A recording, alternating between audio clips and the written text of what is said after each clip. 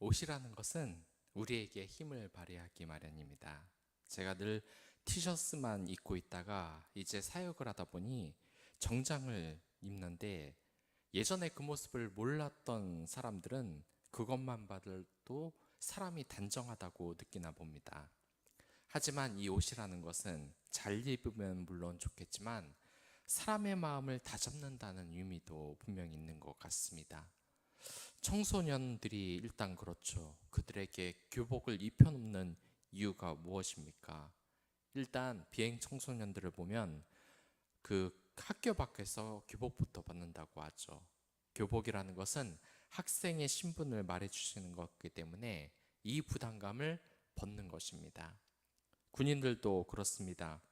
일단 군복을 입으면 그 마음가짐부터 달라지죠. 그래서 이 군복이 얼마나 불편하겠습니까? 휴가를 나오면 군복부터 벗는 이유가 이것입니다. 그러나 옷에 이런 나쁜 면만 있는 것은 아닙니다. 이 옷이라는 것은 권위를 상징하기 때문입니다. 아무리 권력이 공권력이 우스워졌다고 말을 하더라도 정복을 입은 경찰에게 우리는 함부로 시비를 걸 수 없습니다. 그래서 제가 이 목사가 됐을 때에 가운을 입으라는 사람들이 많았습니다. 목사로서의 권위가 생긴다고 생각을 하기 때문입니다. 분명 목사라는 직분은 권위를 가지고 있습니다. 하나님의 말씀을 전하는 대언자이기 때문에 그렇습니다. 지금 28장은 제사장들의 그 위복에 대해서 이야기를 하고 있습니다. 제사장의 위복은 단순히 제사장들이 입는 옷, 임의미 이상이 있는 겁니다. 이 위복은 제사장의 권리를 보여주는 것입니다. 그리고 제사장이 하나님에게 기름 부든 받은 자라는 그 뜻도 있는 것입니다. 이 제사장은 누구보다 하나님과 가까운 사람이에요.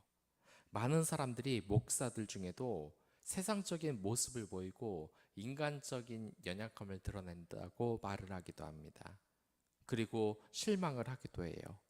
그러나 목회자라는 이유 때문에 생기는 이 권위를 함부로 무시할 수는 없는 것입니다. 왜 제사장이 이러한 권리를 인정해야 하겠습니까? 그것은 목회자가 가지는 의무 때문에 그렇습니다. 우리가 대통령의 권위를 인정하고 경찰의 권위를 인정하는 이유가 무엇이겠습니까? 그들이 그만큼 책임을 가지고 있기 때문입니다. 아무리 대통령이라고 할지라도 이 경제를 살려야 하는 큰 책임을 벗어나기는 어렵습니다. 대통령은 온 국민을 책임지는 사람입니다. 그러한 부담감을 항상 가지고 있어요. 의무를 가지고 있습니다.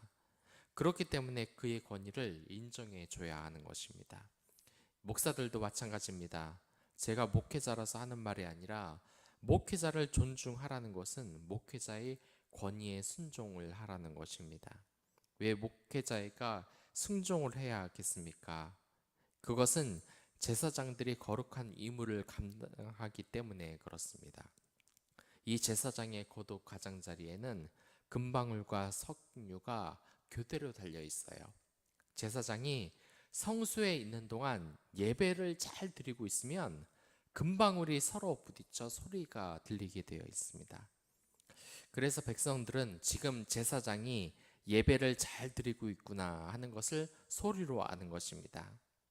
그래서 안심을 하는 것이죠. 하나님이 예배를 받으셨기 때문입니다. 그런데 만일 제사장이 예배를 드리는데 이 방울 소리가 나지 않았다. 그러면 제사장이 죽은 것입니다. 뭔가 제사에 합당하지 못한 무언가가 있는 것입니다. 하나님이 예배를 받지 않는 크나큰 일이 생기는 것입니다. 그렇기 때문에 제사장은 하나님에게 그 못된 영적인 민감함을 가지고 항상 이야기를 하는 거예요. 기도하고 말씀하고 찬양을 드려라. 지겹다고 해도 할 수가 없습니다. 할 수 없습니다. 제사장은 이러한 말을 계속 해줘야 돼요. 영혼이 죽어나가는 것을 알기 때문에 이것을 그냥 놔둘 수가 없는 것입니다. 매일 새벽을 깨워 나라를 위해서 기도하고 여러분들을 위해 목회자들이 기도하고 있습니다. 그렇기 때문에 그 권위가 생길 수밖에 없습니다. 매일 하나님에게 다가가 이 대표로 목숨을 거는 의무가 있는 것이 목회자들이에요. 그런데 요즘 잘못 돌아가도 너무 잘못 돌아가고 있습니다. 이 교회에서 세상의 기준을 자꾸 이야기합니다. 심지어 목사가 요즘은 목사도 기도를 안 하는 시대라고 당당히 말을 하고 있습니다. 전혀 목회자의 자질이 없는 것이죠. 성도들이 고민을 들고 오면 영적인 민감함을 가지고 이야기해야 하는데 영혼에 대해서 민감하지 못하면 성도들도 다 알아챕니다. 그런데 성도들도 이중적인 자세가 있어요. 목회자에게 현실을 말합니다. 그런데 그렇게 현실을 따라가는 목사는 또 싫어합니다. 아무튼 이 목사라는 것은 말씀에 목숨을 걸어야 하는 사람들이에요. 그것 때문에 목사가 권위가 생길 수밖에 없습니다. 제사장이 목숨을 걸고 방울을 달고 나아갔듯이 목숨을 걸고 목회하는 것이 목사인 것입니다. 그래서 함부로 하다가는 저주를 받는 무서운 직분입니다. 아론과 그의 제사장들, 그 아들들에 대해서 이 옷을 지금 이야기하고 있는데, 여러분들도 아시다시피 아론의 두 아들은 성전에 다른 불을 붙이다가 하나님의 진노를 사서 죽고 맙니다. 이 제사장의 옷은 또 하나의 성막이라는 이야기를 들을 정도로 예수 그리스도의 사역을 예표하고 있어요. 아무튼 1절에서 5절까지 아론과 그의 아들들은 대제사장과 그 수하에 봉사하는 자들로 임명을 하고 그들은 하나님을 섬기라는 명령을 받고 있습니다. 이게 아론의 위치가 확실해진 것이에요. 이제 아론과 그의 아들을 이스라엘을 다스릴 영적 지도권을 하나님께서 주신 것입니다.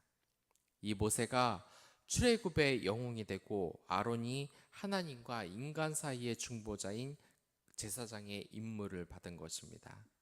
그러나 아론이 인격이 뛰어나서 능력이 뛰어나서 이렇게 된 것이 아닙니다. 하나님이 무조건적인 사명을 받고 이렇게 된 것이에요. 그러니 아시겠습니까? 이 목회자라고 절대 성스러운 사람들이 아닙니다.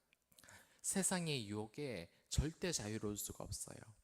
그러나 그럼에도 불구하고 하나님의 사람으로 살려 하는 것입니다. 이것은 여러분들도 마찬가지입니다. 여러분이나 저나 모두 죄인입니다. 늘 부족한 사람이에요. 그럼에도 하나님이 지명하고 불렀다면 그리스도인으로서 권위를 가지고 책임을 가지고 살아야 하는 것입니다. 그리고 이러한 가문은 아론에 의해서 계속 이어졌습니다. 그리고 지금은 멜기세덱의 서열을 따르는 그리스도의 제사장 직분이 계속되고 있습니다. 그리고 이 제사장의 직분도 이제 모두가 성령을 받으면서 우리 모두가 거룩해지는 것이 가능해졌습니다.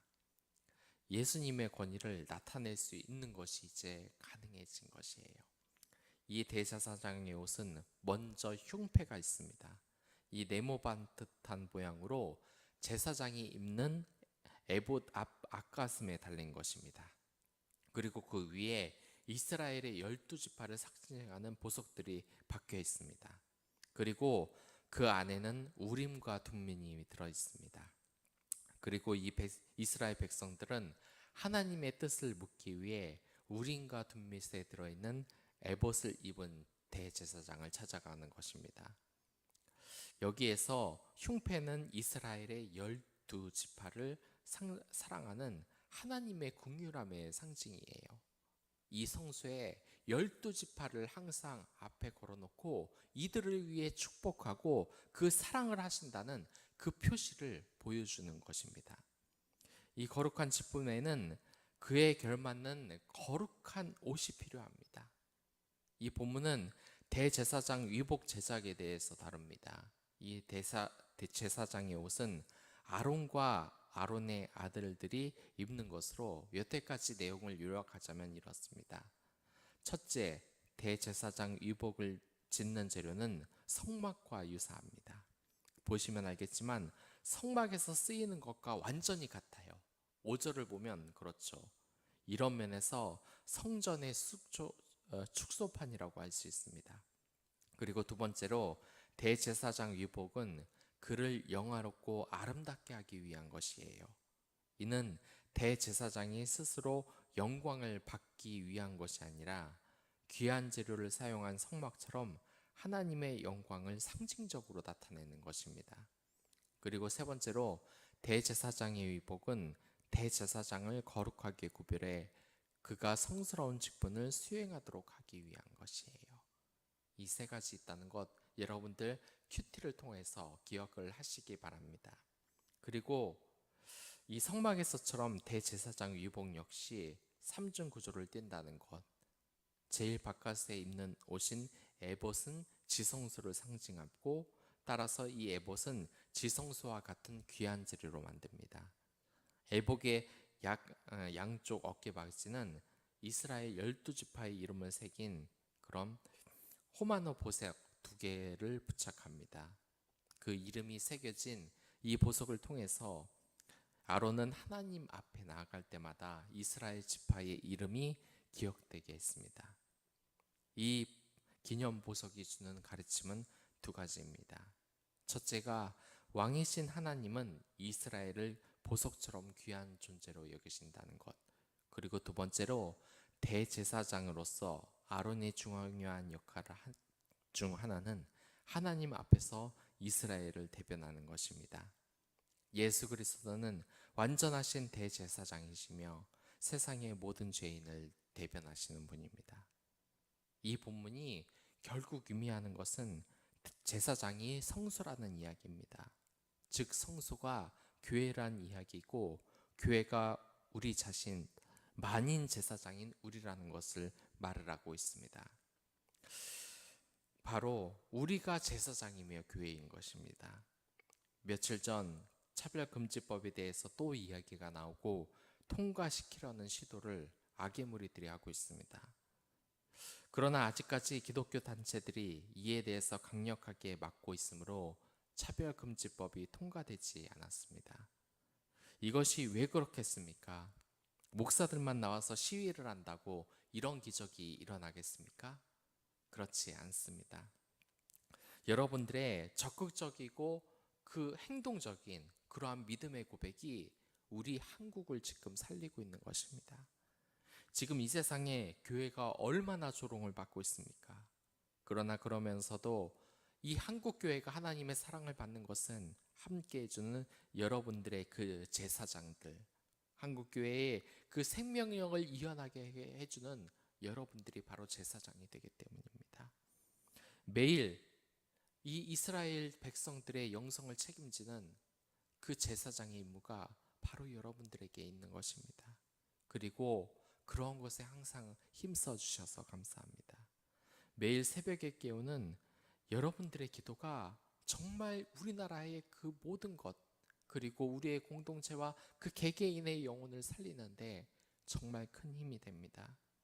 성막의 축소파 같은 여러분들 제사장으로서 늘 왕같은 제사장으로서 하루를 살기를 바라겠습니다. 오늘은 개인적인 사정으로 인하여서 좀 말씀을 일찍 끝낼까 합니다. 그럼 다 같이 기도하도록 하겠습니다.